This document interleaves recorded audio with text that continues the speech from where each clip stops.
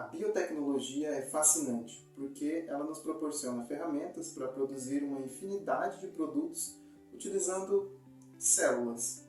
Por exemplo, o etanol que usamos para abastecer os carros é produzido por células de leveduras. A penicilina, antibiótico, por células de fungos filamentosos, a insulina por células de bactérias e a gente poderia ficar aqui por horas listando esses tipos de bioprodutos.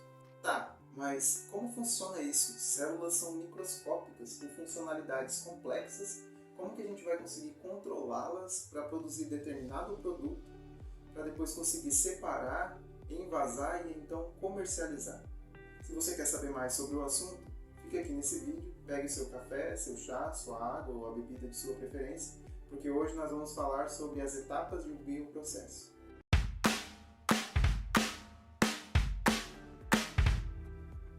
Então, para entender tudo isso, a gente precisa primeiro compreender o que é um bioprocesso. E ele basicamente representa todo o processo de produção de um bioproduto como esses que eu comentei. Mas não é só isso.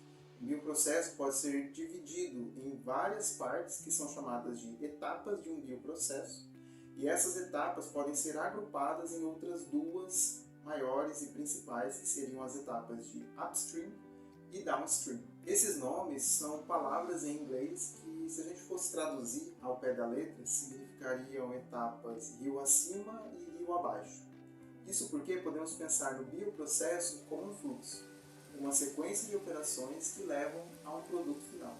E todas as operações que ocorrem rio acima, upstream, são operações de preparação e síntese. Mas, quando observamos o fluxo do rio abaixo, downstream, vemos as operações de separação e purificação do produto. Na etapa de upstream, ocorre o preparo do meio de cultivo e o desenvolvimento das células a serem utilizadas na produção do biológico. O meio de cultivo basicamente é uma mistura de nutrientes e moléculas para que as células consigam se desenvolver.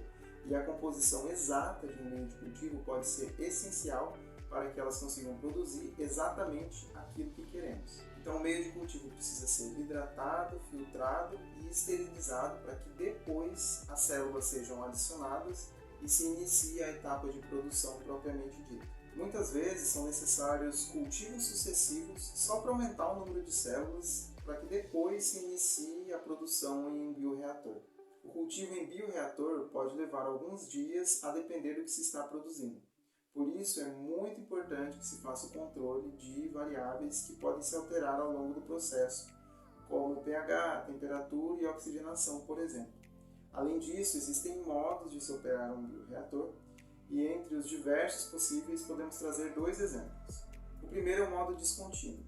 Nele, basicamente, todos os ingredientes vão ser adicionados no reator, o cultivo vai acontecer, depois o equipamento vai ser parado, todo aquele volume de cultivo vai ser removido e levado para as etapas de downstream. O segundo é o modo contínuo, e aqui o cultivo não para. À medida que o volume de produto é retirado do reator, adiciona-se mais nutrientes.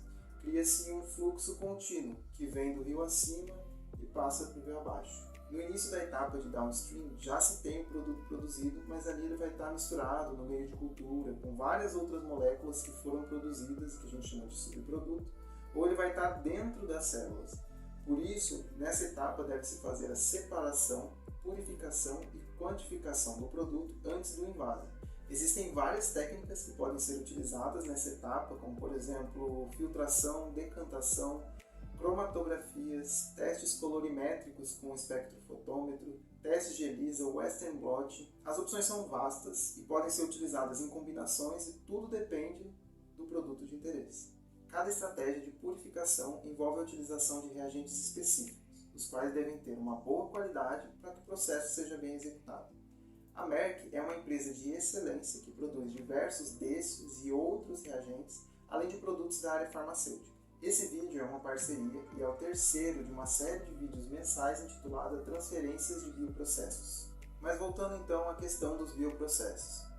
Manter essas células trabalhando continuamente sem um estoque pode ser muito perigoso, porque se tiver algum problema no meio do processo, as células forem perdidas ou morrerem, não vai ser possível iniciar um novo bioprocesso. Além disso, as células podem sofrer mutações ao longo do tempo, de forma que os lotes de produção percam a sua qualidade com o tempo. Por isso é importante construir um banco de células para que as produções se mantenham uniformes e o produto atenda aos seus objetivos.